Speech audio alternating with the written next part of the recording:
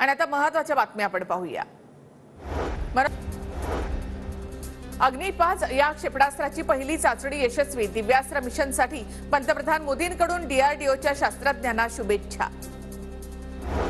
Coastal रोडच्या उद्घाटनावेळी फडणवीसांना अर्ध भाषण आमच्यावर करावं लागलं। याचा अर्थ मुंबई कोस्टल रोडशी आमचं चांगलं कनेक्शन होतं। आदित्य ठाकरेंचा देवेंद्र फडणवीसांवर निशाणा।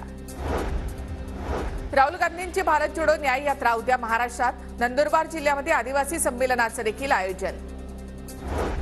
17 मार्चच्या शिवाजी पार्कमधील भारत जोडो न्याय यात्रेच्या सभेला उद्धव ठाकरे उपस्थित राहणार। काँग्रेसकडून उद्धव ठाकरे यांना सभेचं निमंत्रण। देशामध्ये संविधान बदलण्याचा घाट सुरू आहे। प्रकाश आंबेडकर यांचा गंभीर आरोप। तर घटना बदलणं म्हणजे देशामध्ये अराजकाला आमंत्रण देण्यासारखं आहे। प्रकाश आंबेडकर यांची टीका।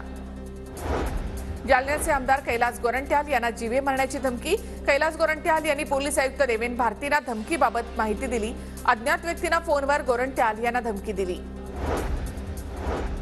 पुण्याच्या भोर तालुक्यामध्ये सुप्रिया सुळेंचा फ्लेक्स फाडल्याचा प्रकार। पोलिसांनी फ्लेक्स तात्काळ हटवला। खोडसाळपणे समाजकंटकांना हा प्रकार केल्याचा पोलिसांना संशय।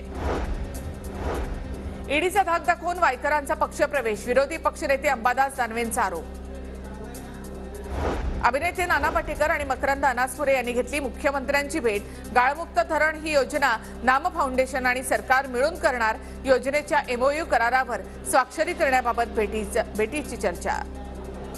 महाराष्ट्राबरोबर एमओयू झालेला आहे गव्हर्नमेंट बरोबर, पण आपली ही चळवळ जी आहे ती आता महाराष्ट्रापुरती मर्यादित नाही राहिली। आपण काश्मीरमध्ये करतोय, गुवाहाटीला करतोय, राजस्थानमध्ये करतोय। मी खूप ठिकाणाहून निवडणूक लढणार अशा चर्चा ऐकतोय, पण मला फक्त तुम्ही कळवा मी कुठून निवडणूक लढवणार आहे ते। तर निवडणूक लढवणार का या प्रश्नावर नाना पाटेकर यांचं मिश्किल उत्तर। तर तुम्ही कळवा मी कुठून लढवणार आहे।